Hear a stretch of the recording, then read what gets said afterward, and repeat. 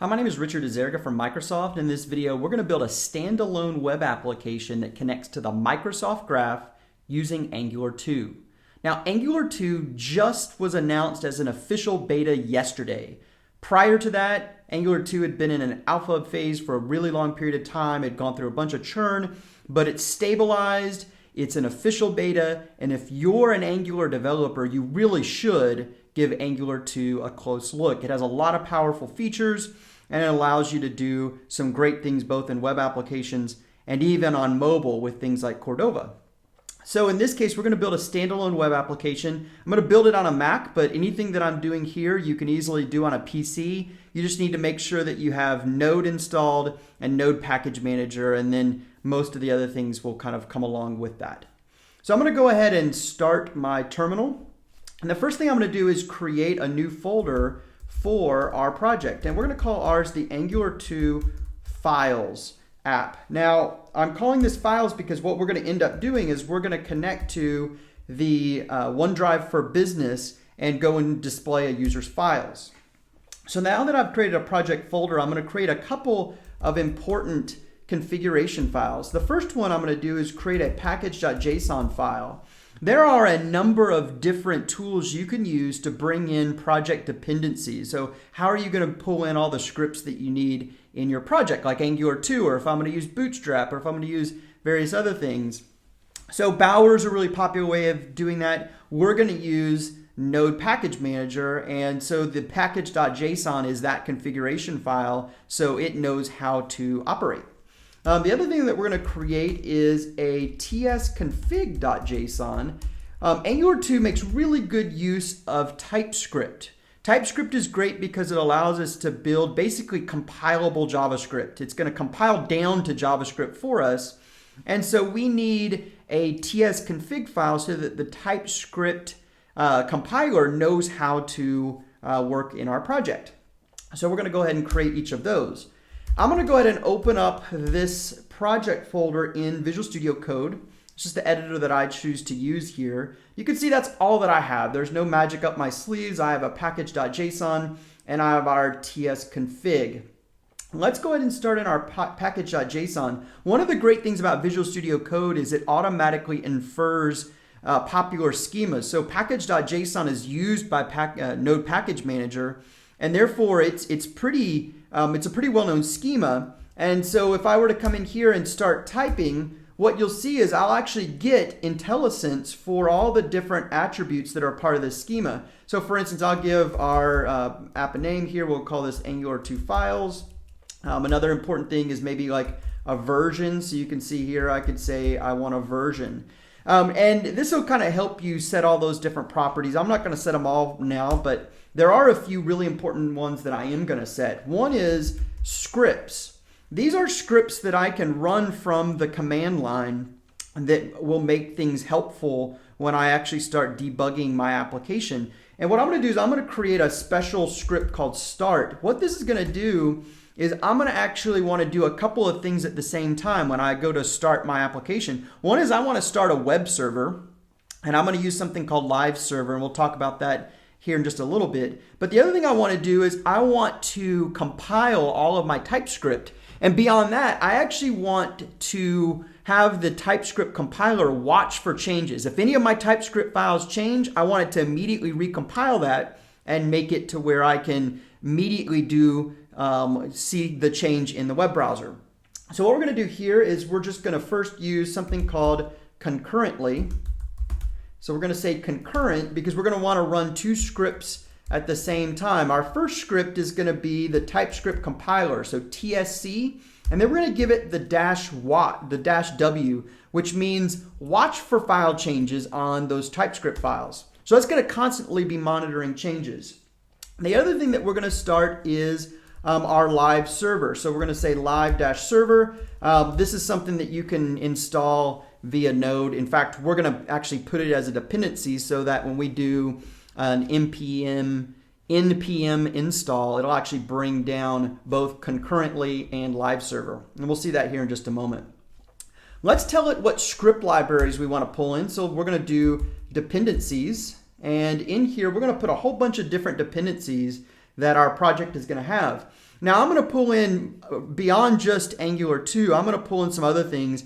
I'm going to use Bootstrap. I'm a big fan of Bootstrap. Just gives me good looking websites quickly. So we're just going to first reference jQuery because it's required to use Bootstrap. So we'll go ahead and say jQuery, and we'll just take whatever the latest version is. Let's go ahead and do Bootstrap. And actually I messed that one up, but you notice that as I type in here, again, Visual Studio Code is able to provide a really great experience of finding not only the different libraries that are out there for me to pull in as a dependency, but it even helps me with things like versioning. So watch this. If I do, let's do Angular 2.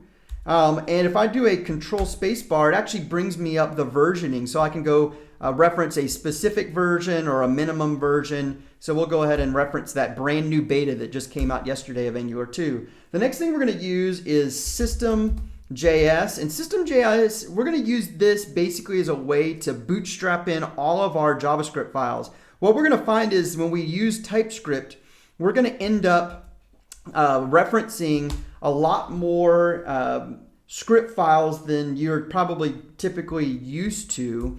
And so you don't want to have to actually manually put all those in your page. And so this is going to help us pull those in. There's other frameworks you can use, but this is going to do a good job. And it's actually how all the Angular documentation showed it this way as well. The next thing we're going to do is, I'm going to do these pretty quick. These are just a few things that Angular 2 depends on. So System.js isn't so much a dependency, it's more for helping bootstrap in all the scripts, but some of these are. So we're going to do ES6 promise. So we're going to go ahead and reference this, and let's see, we'll do, we'll do 3.2, that's fine. The next thing we're going to do is ES6-shim. So in this case, we'll reference, actually 33 is the last one that I've used, so we're going to just make sure. Next thing we're going to do is do reflect metadata. And in this case, we'll go ahead and take the 1.2. The next one we're going to do is RxJS. And in this case, we'll take version, we'll just take the explicit beta version here. And then the last one we're going to do is zone.js. And for this one, we'll take this latest version as well. All right, so those are all the dependencies. That's basically saying, hey, here are the scripts that we're going to pull in. And if those have dependencies, those will be pulled in as well. So those are actually script files that we'll end up using. The next thing we're going to do is we're going to add some dev dependencies. These are things that my dev environment needs. And so one of those is I'm using this thing called concurrently to run multiple things at the same time. So we're going to go ahead and put concurrently as a dependency. And we'll go ahead and reference this as the 1.0 version. The next thing that we're going to do is we need live server because that's actually what's hosting this. So we'll go ahead and pull in live server. And go ahead and grab the latest version of that. And then the last one we'll do here is TypeScript. So we need TypeScript, and we'll go ahead and pull in, I'm going to pull in actually .3.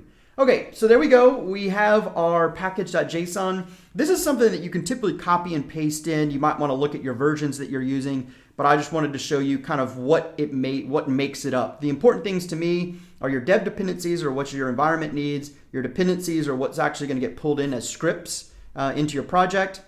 And then the scripts area are things that you can create command line things that can help you out in your development. In our case, we're going to concurrently run the TypeScript compiler in a watch mode as we run our web server, which we're using live server here. So now that I have this, I'm going to save this, go back to our terminal, and I'm going to run npm install, and it's going to read that package.json and pull in all of these things to our project. So this is kind of, again, just a great way for us to pull in everything that we need to build out our solution. And actually, while it's doing that, I'll go ahead and update our tsconfig file. I'm not going to write this one by hand. I have pretty much do this the same all the time, so I have just a code snippet here. The important thing I'm going to point out is that, again, this is basically the TypeScript compiler configuration. And what we don't want is, there's actually going to be a lot of TypeScript files that are in our project, because the Node package manager, which looks like it's done now, it basically put this Node modules, and there's a ton of scripts in here. If you look through here, there's lots of things. So these are all things that relate to those 6 or 7 dependencies that we had in our project. So you'll find things in here, like here's Angular 2, and there's other ones as well, as like jQuery and Bootstrap and System.js. All those are here. Well, we don't want to recompile those. Those are already compiled for us. And so what we're saying is we want to exclude the Node modules folder. And so that's really important. If we don't have this here, it's going to go and compile everything, and you're going to get all these weird warnings that you probably don't want to mess with, because there's some beta versions of scripts we're using. So this is the most important part of this tsconfig. So the Node package manager is done. It's pulled in all the dependencies that we needed. It looks like there's a few warnings. Really, it's just telling us here that we didn't put everything in our package.json, like a description and a license field. And that's really because I was just cutting corners, doing things quickly. But for the most part, we're in good shape. So this is going to be a single page application. Angular 2 doesn't really change that model of maybe having a single like index.html file and have a bunch of different partial views that you are going to dynamically load in that. So let's go ahead and do that. I'm going to go ahead and save this tsconfig file, and let's create a index file. So we're going to go, and actually that's not where I wanted to create it. So let's put this here in the root. We'll create an index.html. And in here, I'm just going to use Emmet to go ahead and put some kind of core scaffolding in place. Now, there are a number of different references that I need to go and pull into this, script references from what we brought in through Node Package Manager. And rather than type all those out, what I did is just really quickly put those in a code snippet. So I'm going to just do this ng-ref, and I'll point out what it's bringing in. So first of all, I'm bringing in Bootstrap stuff. And if you look, it's the typical, I'm just bringing in jQuery, Bootstrap, and then the Bootstrap CSS so that I can just make my site look nice. The Angular stuff actually starts right here. And there's a few different things that I'll point out. One is we're going to load System.js. I mentioned earlier that it's going to be a way for us to bootstrap in all of our other script files, because we're going to end up creating quite a few. I don't know how many, I think like 6 or 7 script files, but I don't want to put all of those in my HTML page. So we're going to rely upon System.js to do that. And this is actually where it occurs. If we look down here further, so in system.config, what we're saying is, for the packages, we're saying, go grab me anything with a JavaScript extension from the sources folder. So that one thing right off the bat I'll tell you is I need a sources folder. That's where we're going to put all of our scripts, is in a src folder. But what this is going to do, it's going to go and pull in all of those so that our application will have the scripts that it needs to.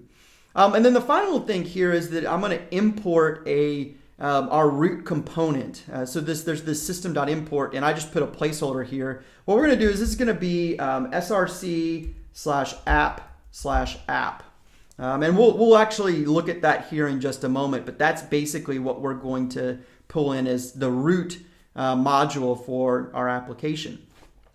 The rest of these are all Angular things. So you can see here's my Angular 2 reference, and then some of those dependencies on it, like the Angular 2 polyfills, so that if we need to go back to older browsers, it's going to help support that. We have this Rx script, which is one of the things that we pulled in. And then there's a few additional Angular 2 scripts. So if you're familiar with Angular 1, you probably know that Angular and Angular routing were separate script files, and routing helped you do different views in your application. Well, that still holds true today. So you can see that I'm pulling in Angular 2, and I also have this route.dev.js, and I'm also pulling an HTTP script, which is separated out, which is going to help me make REST calls into the Microsoft Graph. So really, we have 3 Angular 2 scripts that we're referencing in our page, And then there are some other dependencies like the polyfills and the rx.js.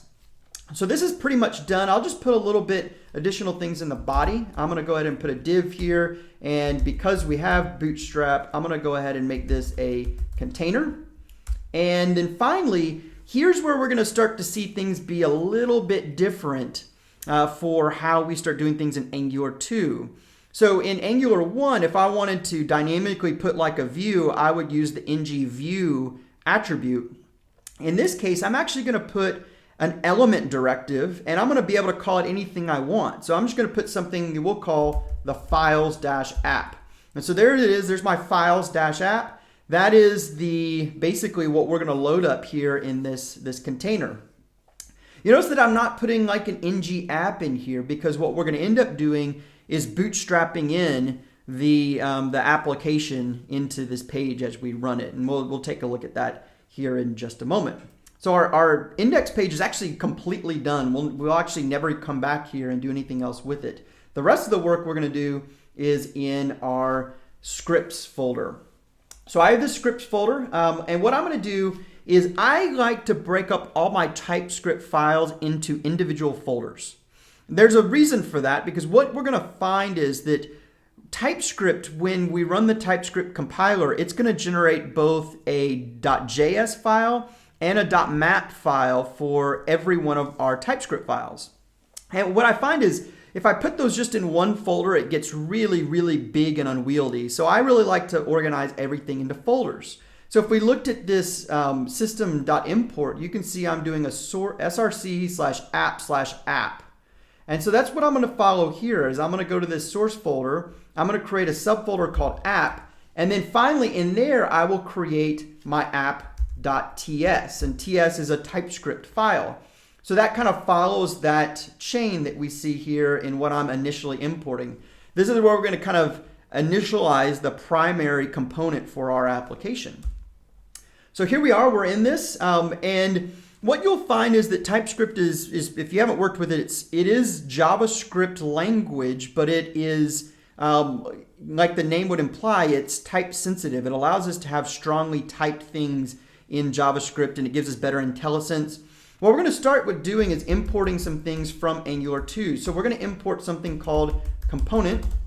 Component is like our module that we might have in Angular 1. So I'm going to import a component, and we're going to import it from Angular 2/core.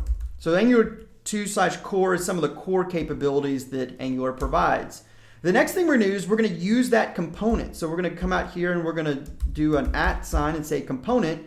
And inside of that, we're going to initialize two things. One is in this component, we're going to initialize the selector. The selector is basically the element attribute that we use. So what we called ours in our HTML was files-app. So that's kind of what maps this component to our HTML, where we actually put that files-app element inside of it. The next thing that we're going to specify in here is an actual template. Now you can see that this supports a template URL. What we're creating, this main component is really going to be a wrapper around our entire application, and therefore there's not going to be really much to it. For now, just for testing, let's put like hello world. So we'll put hello world, and we'll call that done. And then the last thing we need to do is just define an app class. So I'm just going to say export class app, and this sucker is done. In fact, I'll go ahead and save our work, and let's look at how we can actually run this. Now, if we go to the package.json, you can see that we created this one script called start. And that's actually exactly what I'm going to do. Is I'm going to come out here to our terminal, and I'm going to say npm start. So we're using the Node package manager to run that start script. That's going to do two things. It should compile our TypeScript for us and watch for changes, and it should launch our index page in a web server. So we'll go ahead and say npm start. So there it goes, and it's now loaded our application. And the cool thing is this will actually sit there and wait for changes. So I'll just show you a couple things. You can see that it detected a file change. If I were to just come out here to our app.ts file and just do one, I'm just adding a space to it, or actually let's just say hello world Richard and do a save. If we tab over here, you can see that it found a change and it recompiled that. And so that's the great thing about this. It actually immediately refreshes this as well. Now, you might be wondering, well, where in the world is hello world? It's not showing up on our page. And that's because there's actually an error in this, is we actually aren't associating our component with the actual HTML that's loaded. And in order to do that, what we need to do is we actually need to bootstrap this in. So there's an important component that we missed, which is we need to actually bootstrap the app to our page. So we're going to do another import here, and we're going to import something called Bootstrap. And now don't get this confused with Twitter Bootstrap. This is an Angular thing. So we're going to say Angular 2, and we're going to say platform and browser. Okay, and then finally, it's just one additional line here at the bottom. We're going to say Bootstrap, and we're going to pass in our app name. So that's it. So now, and I'll try to show you this in semi-real time. Let me try to make this a little bit smaller. We can see our HTML page in the background. I'm going to go ahead and save this now, and it'll take a second for it to compile, but you can see there it goes. It says hello world Richard, because it was able to immediately see that change and then show it up on the page. So that's really simple. It's not really doing a whole lot of fancy things, but it shows you basically the most simplistic way of maybe building an Angular 2 application. Now, the other thing I'll point out here, you do know if you look inside of my solution structure, that for the app.ts, I now have an app.js and an app.js.map. So it's actually created that. The TypeScript compiler has created those. And actually, again, it's going to create new versions of those every time we make a change to this TypeScript file. Excellent. So we're in good shape here. What I need to now start doing is let's start implementing some of the routing capabilities into our application. And in order to do that, I'm going to import some things that we'll need in order to implement routing. So we're going to go ahead and say import. And in this case, we're going to import a bunch of things. So I'm going to give it a separate line. And this is going to be from Angular 2 /router. So this is where we're going to find all the routing things inside of Angular. Remember, it was a separate script. And in this case, we're going to bring in some additional dependencies. So some of the things I'm going to do in here are we're going to bring in router. You notice that again, I get that great IntelliSense experience. We're going to bring in route config. We're going to bring in something called router directives. We're also going to bring in router provider, and we'll look at how all these are used here in just a moment. In addition to router provider, we'll do a location strategy. And then finally, we will do a hash location strategy. So these are the minimum things that we need in place in order to implement routing inside of our application. And again, those all are going to come from Angular 2 /router. All right, so we're going to make a few updates. One is now instead of this hello world Richard that just was outputted on the screen, we're going to use a router directive instead. And so this is going to be a special router directive that says this is where we want to load our views into, and this is going to be called router-outlet.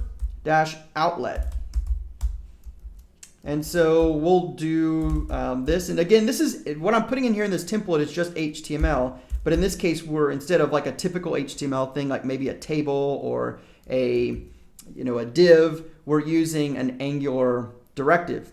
Now, because this is an Angular directive and not an out-of-the-box HTML5 directive, we need to put in an additional attribute on our component here. And what that is going to be is we're going to put a directives thing in here. And what we're going to do, here's where we're going to use one of our first imports. So we had this Angular directives that we said we're going to pull in. We need to mark that as the directives that we want available in our component. So far we are rocking and rolling. The other thing, because we're using routing, we need to bootstrap that in as a dependency. So you remember Angular 1 made a lot of use of dependency injection. In fact, this was kind of the syntax you would see in a module, is you'd have the module name and then you put the dependencies in there. Well, this is similar here. When we bootstrap our app, we're going to bootstrap it and talk about the dependencies that this might have. And so some of the dependencies that we're going to go with this are, first of all, we're going to go with the router provider. So we need the router providers as a dependency.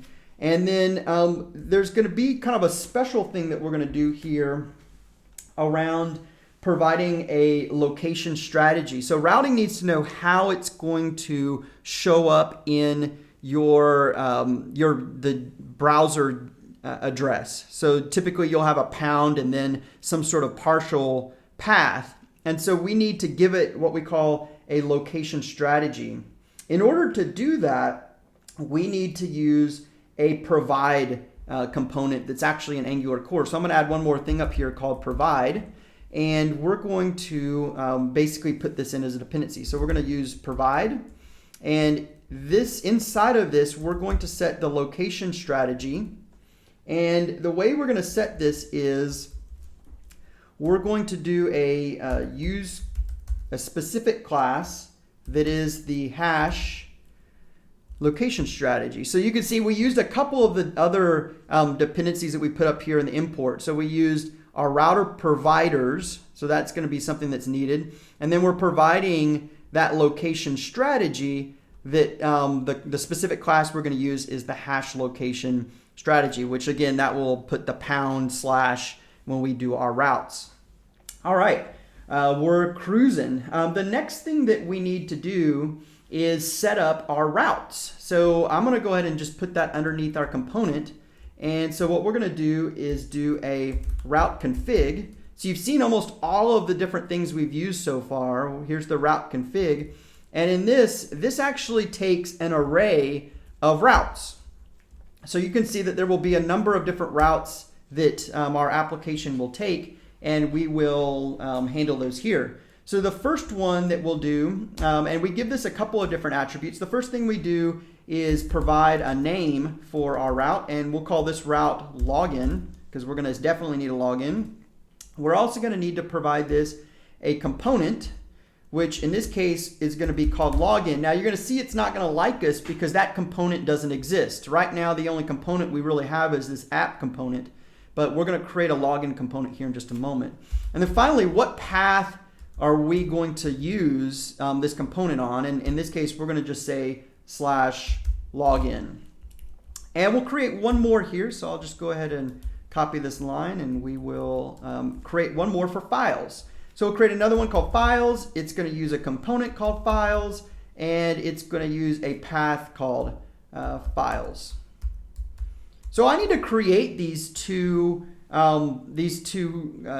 components. Right now they don't exist, and actually what I'm going to do just for grins, I'm just going to put the login one for now. The other thing is, a lot of times you would see in Angular 1 when you were setting up routing a redirect, and we certainly have that here. I could definitely do that. There's a special one where I can say redirect to. So if the path, let me put a path in here. If the path is just a / then redirect to login maybe, or files. But in this case, we're going to handle it a little bit differently, but that's exactly how I'd handle the otherwise scenario in routing for Angular 2. So this all looks good. You see it doesn't like our login, but we'll fix that here in just a moment. The other thing is I'm going to actually add a constructor to our app. This is one of the great things about Angular in the fact that we're using TypeScript, is that I can actually create really strongly typed things like a constructor. And a constructor is actually going to be a really keen way on how we can do dependency injection. So one of the things I'm going to do is I'm going to inject the router into this application. So I'm going to go and grab this router, and I'm going to say that this constructor needs it. It's gonna use that as a dependency. So we'll just go ahead and say router here, and I can name it anything I want, but it is gonna be of type router. There we go. And so I can actually use this. So I'll show you how we can actually go from maybe a page to page or a view to one route to another route in Angular 2, is I can simply say router.navigate, and inside of navigate, I can pass it the view that I want to go to. So I could go to something like, in this case, I'll go to login, and that will take me to my login view. I can also pass parameters in here if I wanted to, but in this case, we don't have any parameters. It's pretty straightforward. So right now, this is set up to go to login as soon as the app loads, because we're bootstrapping in app, and in the constructor, it's going to automatically take us to login. So let's build our login component. So let's go ahead and do that. I'll come here to app or source, and let's create a new folder called login. We'll go ahead and create one called files too, because we're going to eventually create that. So let's go here, and we'll do a files.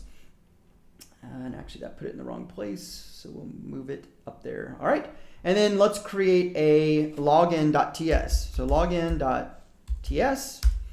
There we go. Here is our login.ts, and we're going to also import some core things here. So we're going to import component again, because this is a login component. And this is going to be from, again, Angular 2/core. Let's define our component. So we'll go ahead and say component.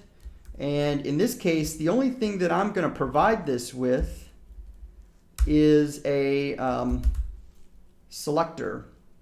In this case, we're going to call this login. And then the other thing that I'm going to do here is I'm going to provide this with a template.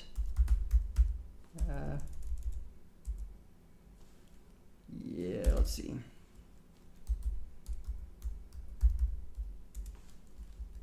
So we'll go ahead and do export class login.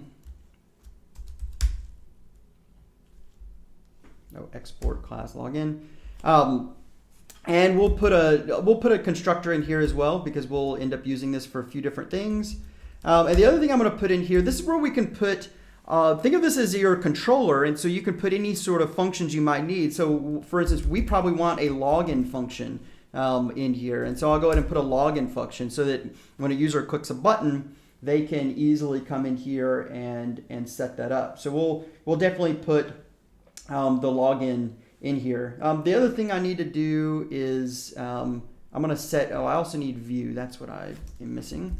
So let's do a view, and we'll go ahead and set up our view. And in here, I'm going to set our template URL of what we want to load into this. And so our template URL, we don't have a template yet, but what we're going to do, it's going to be under src. In this case, it's login, and then we'll do something called view login.html. And so that looks all good. Let's actually create that view here really quickly, just here within the login area. So we'll go ahead and create a file, and we'll say view-login.html.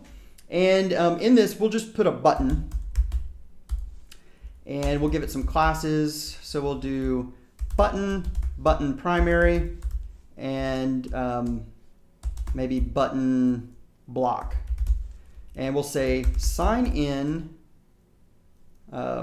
with Office 365. Because again, we're going to end up going and doing an entire OAuth flow with Office 365. And so we want to be able to do that. Now, we need a button for that. I'll go ahead and put a quick event. And again, in Angular 1, you'd use an ng-click. Here, we're going to use a different thing where we're going to put just click in a parenthesis, and then we can call whatever we want. In this case, we're going to call login. We already set that up on our controller, on our component, and so it's there. In fact, let me go back in here, and just to show you this working, we'll put an alert and say, hello world. So there we go. Let's save our work. Let's see where we're at. I think this is probably in pretty good shape. Actually, one thing that I need to do that's really important, you notice that it's still not finding login, and you might be saying, well, I have a login now. Well, we actually need to import that into this project. So we're going to say import. In this case, we're going to import login. And in this case, we're going to import it relatively. So we're going to say login/login. You notice that when I reference these, I'm not referencing them using like a .ts or JS extension. Again, that's something that System.js kind of helps out with, but ultimately that's how we're going to pull this in.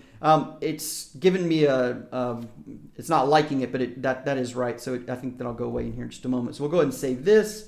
Let's save our login, and let's save our view, and let's see how we are in the browser. So we'll go back to the browser, and actually it's already loaded here. Again, because all that happens behind the scenes, the TypeScript compiler came here and was constantly monitoring it, and so it easily pulled that in. And so you can see here we have our sign in button, and if I click on it, you can see it says hello world. So far we're in pretty good shape. Let's go back and add some logic here. I'm just going to go and add some logic to our constructor. And again, I'll kind of zoom in on this so you can see this. Actually, let me zoom back out. So what we want to do here is a check. We want to say if authenticated, show files. Else, we want to show login.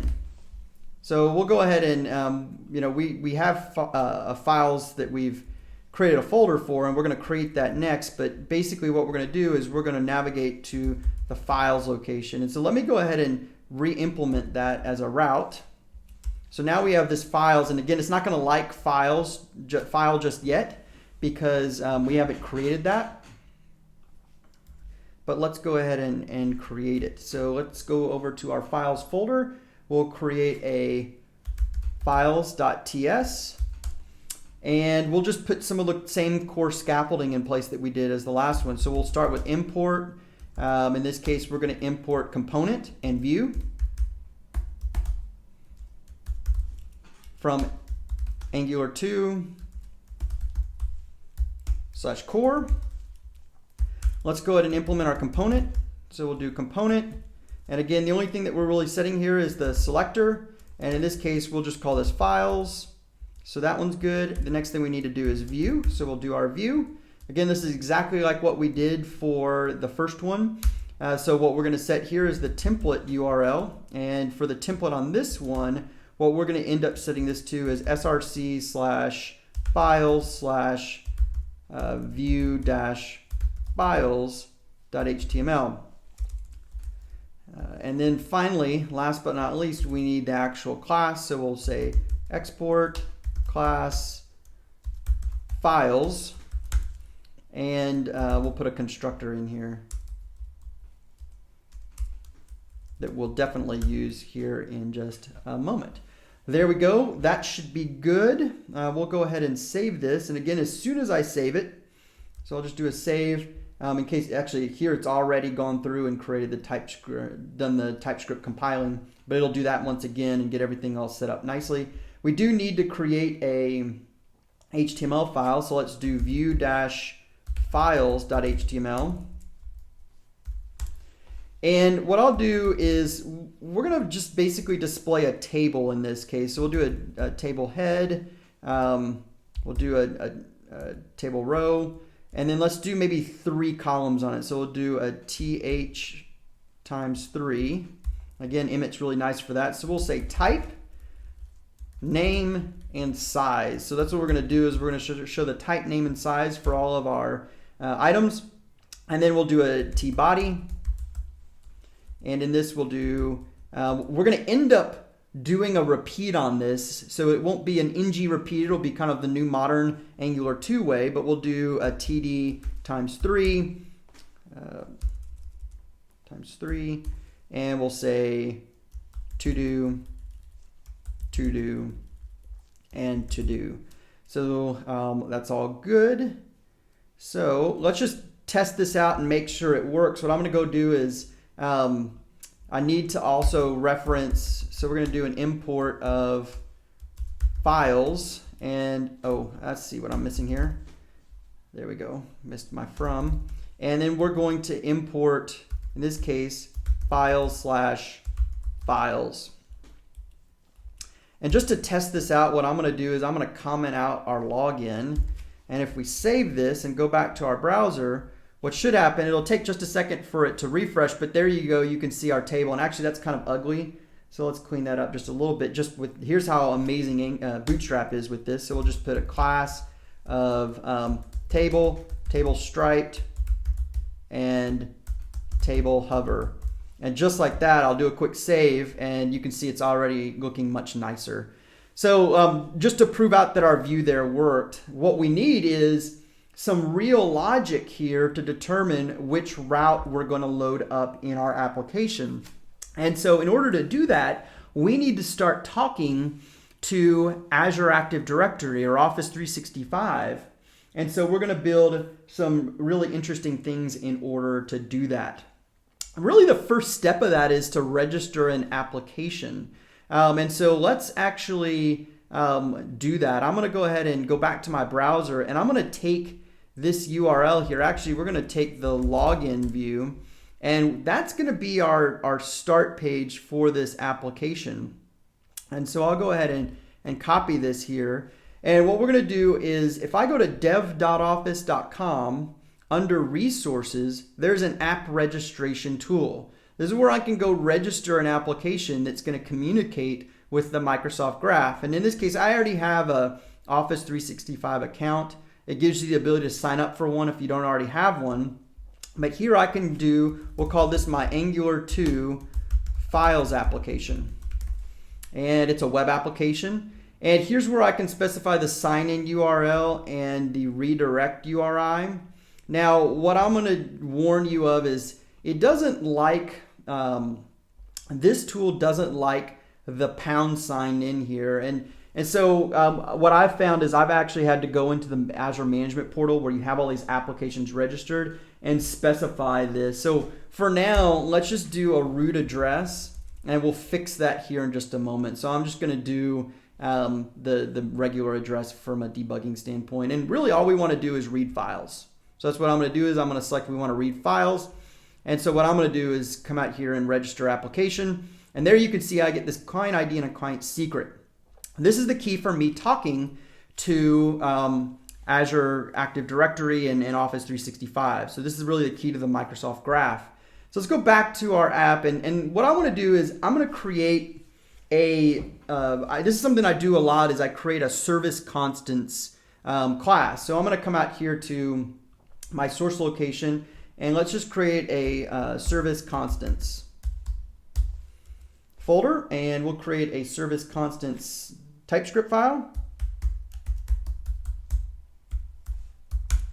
And again, I've created a snippet for this, so we'll just do our, let's see, service constants. What would I do it as? AD, now what is it?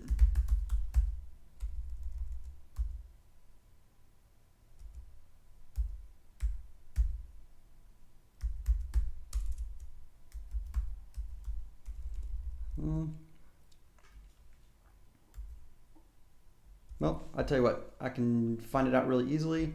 Let's just go out here to user snippets, and let's go to TypeScript, and I called it S constants. All right, so let's go back to our service constants file and say S constants. So there we go. And you can see it's pretty simple. It's just really 3 static constants: the client ID, the tenant ID, and a graph resource. So the tenant ID is going to be whatever you picked, .onmicrosoft.com. In my case, it's rzdemos.onmicrosoft.com. The client ID is going to come from that app registration tool. So if we come back here, I can get this client ID. For a client-side application, you will not use your client secret. So even though it gave me this secret here, we're going to use what we call an implicit OAuth flow. And so it's not going to actually need that secret. So it's going to depend more upon where the request is coming from to do an implied flow. We're going to imply that you're the right person if it's coming from the right domain. So there we go. I've put those in here, and those are basically set up to go. The next thing I'm going to do is I'm going to create another little helper utility. that I'm going to call auth helper. So we're going to create a folder that we're going to call auth helper. And again, we'll put a TS file in there. So we'll call this auth helper.ts. And I'm just going to put a few just quick things that I'm going to use in this. So instead of, this isn't going to be a component, it's a helper file, but it does need some things from Angular. So one of the things is we're going to make this something that's injectable, so that we can actually have this be injected as a dependency into our application. And then the other thing that we're going to end up using here is, and actually let me just go ahead and say this is going to be from Angular 2 / core. So injectable comes from core. So that I'm going to actually use injectable here. So we're going to go ahead and mark this, and I need to put an @ sign in front of it. But we're going to go ahead and mark our class as an injectable. And so what we're going to do is do an export class, and we're going to call this auth helper. And so just so that I'm not boring you with all the building of this, what I thought I'd do is go ahead and I did create a snippet. This is something that I use over and over again, but I'll walk through all the specifics. Another thing that we're going to need as a dependency here really quickly though is an actual dependency to our service constant. So we'll just say service svc consts from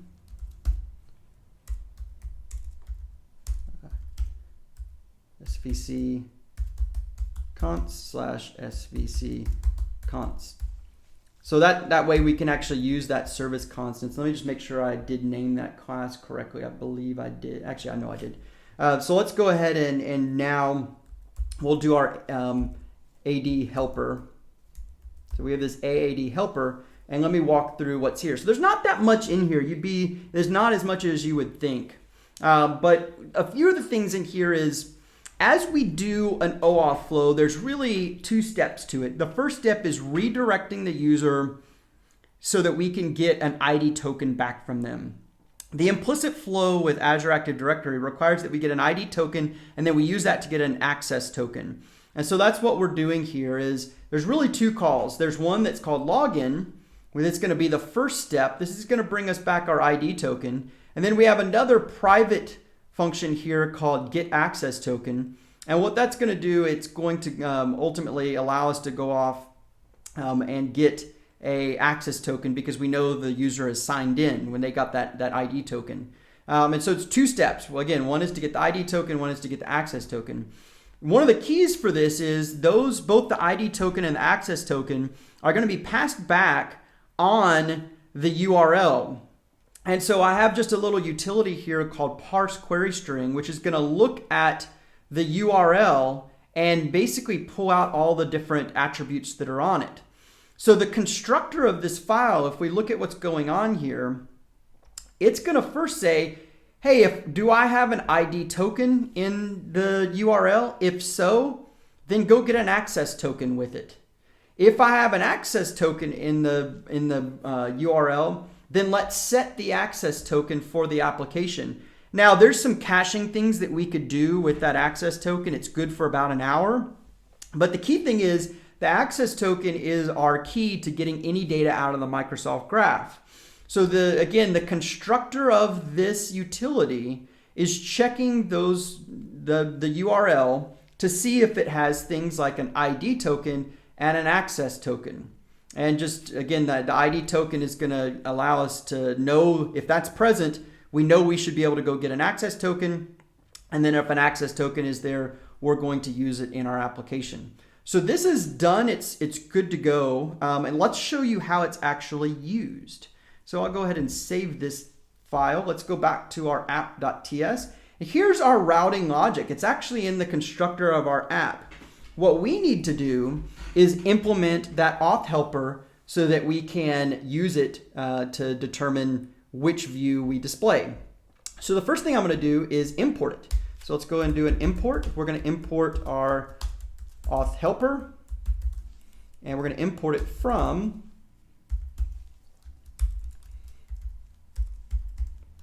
auth helper slash auth helper. And we also are going to do another interesting thing is we're going to make that auth helper a dependency. We're going to go and add it in here to our app. So look, if you look down here at the bootstrap, we're going to go and add that auth helper. We're going to bootstrap it in. The other thing we're going to do is put it in as a dependency on the constructor itself. So we'll just say, you know, auth is going to be of type auth helper. And now you can see we'll be able to actually use this to do some checks. So we can say if auth helper or if auth dot access token is not equal to null, that means we don't have an access token for our app. So in that case, you can probably guess we want to redirect the user to the login. So we'll go ahead and grab that login redirect. Grab our login redirect and put it in here. Otherwise, if we do have an access token, we have everything we need to actually display files. So we'll go ahead and put this in here and paste it so that it is good. So I think we're in good shape now. The only thing we're going to have to fix is the reply URL for OAuth. Well, what you'll see here is I'll go ahead and save this. And if we go back to our browser, everything should be right. It should, when this reloads, if I just go to the root here, let's see, do I have my logic wrong? Let's see, if access token is not equal to null. Okay, I have those backwards. So let's just fix that here. So this is going to be files, and this is going to be login. We'll go ahead and save. And now when this reloads, you can see it takes us to login. Let me do one other thing just to make this a little bit prettier. We're going to go to index. Let's put a header in here, h1, and we'll say my files. Okay, so there it is, my files, and we get a login button. So I'm going to go ahead and click login, and this should fail. It should take us to the screen, and actually we actually haven't wired things up. We need to go wire things up in our login.ts. So let's do that here really quickly. We need the auth helper here as well. So we'll go ahead and say import auth helper from auth helper slash auth helper. And so what we'll do is we'll also use this in our constructor. So we'll do an auth equals auth helper, and then we'll do a private variable so that we can use it beyond just the constructor. So we'll say auth helper is of type auth helper, and then we'll set it. We'll say this dot auth helper equals auth. So that's just like typical, you know, strongly typed code. So instead of doing a alert hello world, what we're going to do now is say this dot auth helper dot login. So that'll initiate that login sequence. So in this case, I should be able to say save. We'll go back to our browser, give this a second for it to recompile the TypeScript. Let's just make sure it did that. Give it 1 second. Actually, it looks like it's done. So if I click sign in now, it should actually redirect us out to sign into Office 365. And that's what it's doing. You can see it's asking us to trust our application. So it's the Angular 2 Files application. It says that it wants access to look at my files. I'll go ahead and say accept, and here's where it's going to fail. So you can see accept. Oh, it actually did bring us back. Well, maybe the root is fine. Actually, I guess it likes the little extra. So that's actually a nice little surprise. So we're actually in good shape. I don't actually have to do anything. It looks like I can just put that root URL, and that's fine. So in this case, we are almost done with this. We just need to now actually make some calls out to get files out of Office 365. And to do that, it's actually pretty easy. We just need to implement some of our HTTP dependencies in our project, and we should be good to go. So the first thing I'm going to do is go back to our app and go to our app.ts, and we're going to add an additional dependency in here. So I like to put all my Angular dependencies at the top. So we'll go ahead and say import, and we're going to import one specific dependency here called HTTP providers. So HTTP providers, and we're going to import this from Angular 2 /HTTP. And we're going to use this in kind of an interesting place. What we need to do is update our components to say that we're going to use specific provider in this app. So we're going to go ahead and say providers. And in this case, we're going to use that HTTP providers here. And so this is going to allow us to do that from this. So that basically makes that available here. The other thing I need to do is now actually implement that in our files area. So I'm going to go to files and we're going to add another dependency. So we'll go ahead and say this is going to use the HTTP object from Angular 2/HTTP. And we're going to inject that into our controller. So we'll go ahead and we'll do a HTTP is of type HTTP. Now we can actually use this here. The other thing we're going to also need here is also our auth helper, because we need the access token. So let's go ahead and say auth helper, and it's going to be from the Angular, or actually this is the relative one, so we're going to do auth helper / auth helper.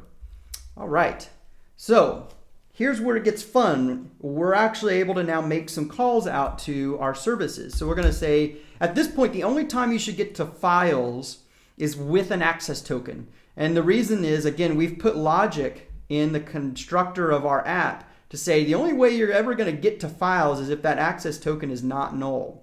So at this point, we should be pretty confident that we can go out and make a call. So I'm going to say HTTP, and you can see I can do gets, puts, patches, deletes, but in this case, we're going to do a simple get. We're going to provide the URL that I want to go out to. So we're going to go out to the Microsoft Graph. So graph.microsoft.com/v1.0, and we're going to go to me. I want to get information about me. And what we're going to do is we're going to go to Drive, which is my OneDrive for business. We're going to go to the root drive of it, and we're going to get all the children. So it's going to get me all the files that are there.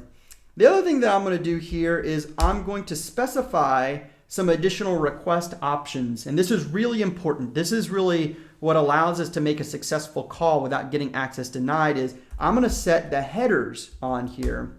And so I'm going to put some headers, and I'm going to have this equal to, and I need one more thing up here because we need to use headers. So that's what we're going to create. We're going to create a new headers class. And in this, we can specify the header that we need. In this case, we're going to do the, and actually I have the syntax wrong here. So this is going to be authorization, and we're going to use a bearer token that is equal to our access token. So it looks like there's one other thing I need to put in here, which is we'll just say auth helper is of type auth helper. And so now I can say auth helper dot access token. So you can see that's how we can actually go and pass that access token into this. The last thing I'm going to do here is we're going to get our data back by subscribing to it. So we're ultimately, so let's do a .subscribe. So this is again, we're an observer here. It's bringing back an observable promise to where I can go and view the response this way. So what we're going to do is just say when the response comes back, we're going to work with that by setting maybe a variable called files. So let's say this .files is equal to response.json value, I think is what I want.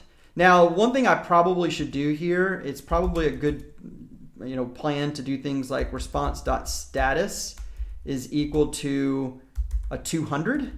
If we don't get a 200 back, we shouldn't try to go and parse the JSON and get the value out of it. But in this case, if we do a check for a 200, we should be getting that back. All right, let's give this a shot. I'm going to go ahead and save everything. So we'll just do a save here, a save here. We'll go back to our application. It's going to bring us back to sign in because it did a refresh. Now, what I want to show you here is it's still not going to display data because we need to update our view, but let's just do a quick test. let's bring up our developer tools. We'll bring up the network tab, and you can see how nice using Bootstrap is here. We'll go to the network tab and let's do a sign in. So it's going to go through that sign in process, and it looks like we got a 200 back. So if you look at our network, there's the first, this is basically the origin check. So it's actually doing a CORS check to see if I can actually call from this origin. But here's actually our data, and if we were to go look at this, it's a long string, but it has all of our files. In fact, you can see a file name there at the end, this travelcalendar.xlsx. So we need to actually start displaying that inside of our view. So it looks like we're in a good shape here. We just need to fix up the last few little things. So let's go into our files HTML, and let's now make this a little bit more dynamic. And so the way we're going to make this dynamic, you know, in the past you'd use an ng repeat. That was your way of kind of repeating something that's in scope. What we're going to do is something somewhat similar. We're going to use an asterisk, and we're going to say ng4. What we want to do is say we're going to repeat something in that way. What we're going to do is we're going to say for every file of files, we want to repeat this. And then our syntax for actually putting stuff in here is exactly how it was in Angular 1. So we can do things like file.name. We can do something like file.size. And then I'm going to do something kind of special because I happen to know what the JSON that comes back when you get files. It doesn't tell you if something's a folder or a file by a type, but I can check a property. So what I'm going to do is just do a couple of spans here. We'll do 2 of these. One is we're going to say this is a file, and one we're going to say this is a folder. And we're going to use another interesting directive that we have with Angular, which is we're going to use the ngIf syntax. So for ngIf here, we're just going to say if not a file, or if file, dot file. It's actually an attribute called file. And we'll do the same thing for folder here. We'll say ngIf, if, and we'll say if not file dot file, because if it's a folder, it won't have this file attribute. If it's a file, it will. So I think we have everything we need to run this application. Let's go ahead and save our changes. We'll go back here. It should refresh. And we'll go ahead and sign in with Office 365. It's going to go through the sign in process, bring us to files, and bada bing, we have files that are coming back. So we have a completed Angular 2 application that authenticates with OAuth 2 to Azure Active Directory, queries the Microsoft Graph, and displays that within our single page application. So you can see our ngIf, these first 4 are folders, and the rest of these are files. So it was nice using that ngIf. And then we use the ng4 to be able to repeat all the items that came back in our array. So anyway, this is just kind of an intro to using Angular 2 and using it to build applications that might authenticate to something like Azure Active Directory or some other identity manager, and being able to query data via REST. And definitely check out the code. We'll put it out on GitHub, and start building some fantastic Angular 2 applications.